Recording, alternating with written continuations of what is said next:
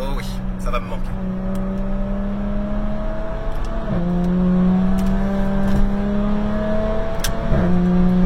Oh là là là là.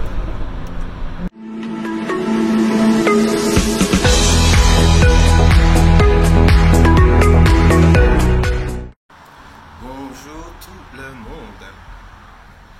Comme vous le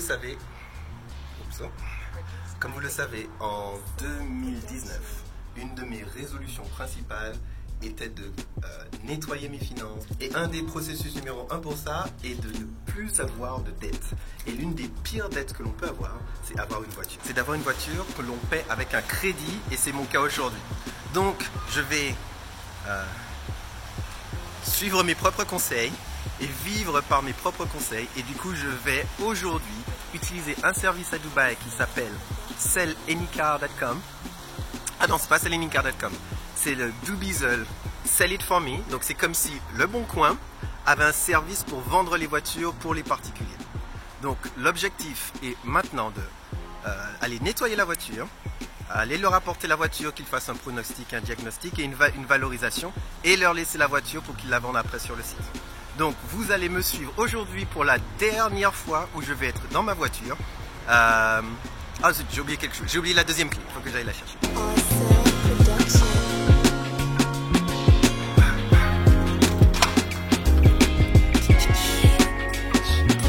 Du coup nous sommes en route maintenant pour d'abord laver la voiture au car wash. Et la voici, elle va vraiment me manquer. Une superbe Jaguar Green Racing, British Green Racing, 2015, la voiture de mes rêves, V6 Supercharged. Et justement, je l'ai acheté parce que c'était la voiture de mes rêves, mais pas parce que j'étais en position de l'acheter. Donc il n'y a aucun souci. On expliquera un peu le processus d'acquisition, mais effectivement, on va expliquer aussi pourquoi elle va partir.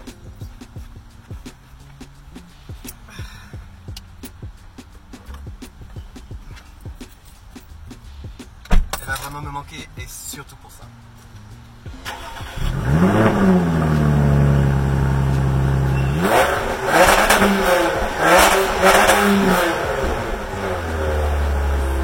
Donc j'ai acheté cette voiture il y a environ 1 an et demi maintenant, juste après avoir reçu une promotion. Et cette Jaguar est vraiment la voiture de mes rêves. Grosso modo, c'est une voiture qui me faisait me sentir bien par rapport à moi-même et par rapport à mes accomplissements dans la vie. En étant aujourd'hui en train de lire le livre Votre argent ou la vie, votre argent ou votre vie, j'ai fait un exercice qui était de calculer, numéro 1, tout l'argent qui est entré dans ma vie depuis que je puisse le rechercher, et j'ai commencé du coup il y a à peu près 12-13 ans, chaque euro gagné. Et ensuite j'ai fait l'exercice de calculer ma valeur nette. Et je me suis rendu compte, ça a été le clic dans ma tête quand j'ai fait cette étape du livre, qui est l'étape 2 ou l'étape 3, qui était de me dire attends. Cette voiture que j'ai achetée, et certes, quand je fais les calculs, combien elle me coûte par mois, combien la mensualité par mois, combien coûte une batterie, combien coûte 4 pneus, je peux m'offrir la voiture. Cependant, ça c'est quand on regarde avec une mentalité du mois par mois. Cependant, quand je regarde la mentalité du année par année, cette voiture, littéralement, est une encre, est un boulet qui freine deux choses. Un, la croissance de ma valeur nette, ce qui est maintenant aujourd'hui le baromètre de tout ce que je fais depuis maintenant 2019 et en allant de l'avant. Et numéro 2, le plus important, ma capacité d'endettement. Quand j'irai dans ma tombe, est-ce que cette voiture dont j'ai rêvé, et je ne vous dis pas n'achetez pas la voiture de vos rêves, attention, c'est absolument pas ce que je suis en train de vous dire. Cependant, acheter quelque chose comme ça à crédit est une erreur. Si j'avais dépensé l'argent rien que de la compte pour cette voiture, pour le prêt, dans une formation ou dans truc complètement con, des bitcoins, mais truc de fou. Quand j'ai acheté cette voiture, c'était juste avant que les bitcoins se cassent la gueule. J'aurais mis le même argent de la compte sur des bitcoins, j'aurais pu acheter la voiture cash. en une semaine et demie. Donc voilà de quoi on parle maintenant. Maintenant, les objectifs et les perspectives, les choses que l'on doit avoir en tête et les yeux là où nos yeux doivent rester grands ouverts, ne doit pas être sur des possessions matérielles, mais bien sur des opérations qui vont nous faire grandir financièrement et humainement. Et du coup, c'est pour ça qu'aujourd'hui, je vends cette voiture à travers ce service, parce que malheureusement, je n'ai pas le temps de la vendre par moi-même. Et je vous invite à m'accompagner à travers cette procédure.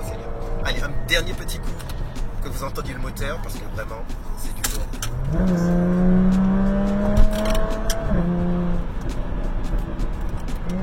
Oh oui, ça va me manquer.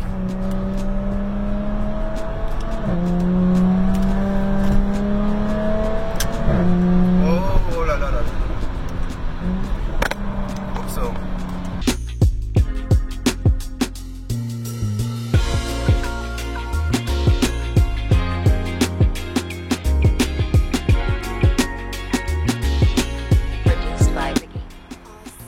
Donc c'est bon, maintenant la voiture a fait une petite beauté et on est aujourd'hui à Tashil. Tashil, c'est là où il y a le contrôle technique des voitures à Dubaï. Et le parking de Tashil est un endroit assez intéressant parce qu'on trouve des choses très bizarres. Ou en tout cas on trouve des choses qu'on ne pourrait pas voir nulle part ailleurs dans le monde. Donc par exemple, on pourra y trouver des voitures de luxe comme des Cayenne ou ici une Lamborghini, une Huracan, complètement crade, dégoûtante et sans plaque d'immatriculation. En général, ce que ça veut dire, ça peut avoir plusieurs raisons. Une des raisons, la principale, c'est que le propriétaire, il a fait faillite. Et du coup, il a juste lâché sa voiture au milieu de nulle part, donc ici, dans ce parking. Et il a pris les plaques avec lui, il a disparu. C'est aussi simple que ça.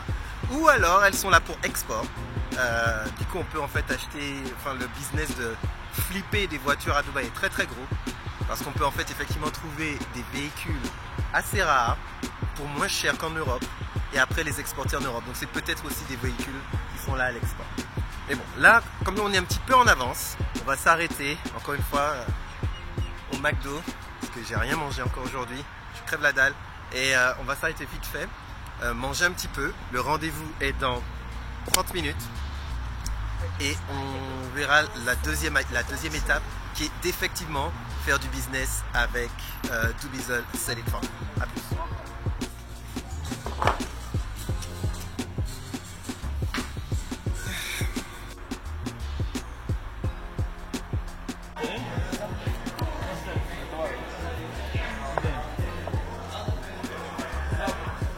Yeah, put it in. I'll find it right.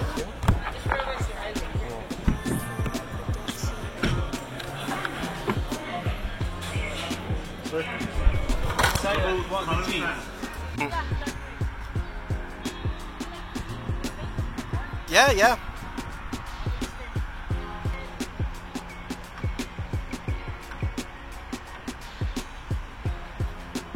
It's my new resolution, keeping my money to myself.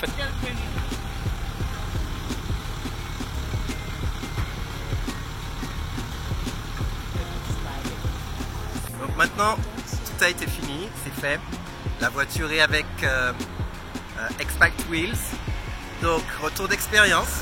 Vous connaissez exactement l'historique de votre voiture? Évidemment, ça paraît débile, mais même la vendeuse, elle m'a expliqué que plein de gens ne savent même pas que les voitures ont été repeintes. Numéro 2, leur job, c'est de vendre les voitures. Et comme il faut une commission fixe, ils n'ont pas votre meilleur intérêt à cœur. Parce que s'ils la vendent 135 ou 155 ou 100 ou 2, eux ils font exactement le même nombre d'argent.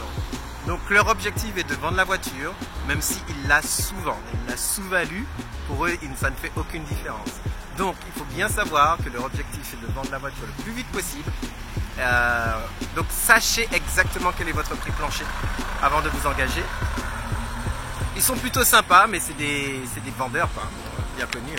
La prochaine fois, dans la prochaine vidéo, on va vraiment décomposer par chiffres le coût total de possession du véhicule pour voir en fait quel sera le prochain mouvement, parce qu'à Dubaï on a besoin d'une voiture, c'est pas la question est-ce que voiture ou non, il faudra vraiment mettre des mathématiques derrière ça et ne pas penser en mode oh mon salaire me permet de couvrir la mensualité. On va vraiment regarder toutes les options entre acheter une voiture neuve, acheter une voiture d'occasion et de la location longue durée, chose qui est un peu rare ici.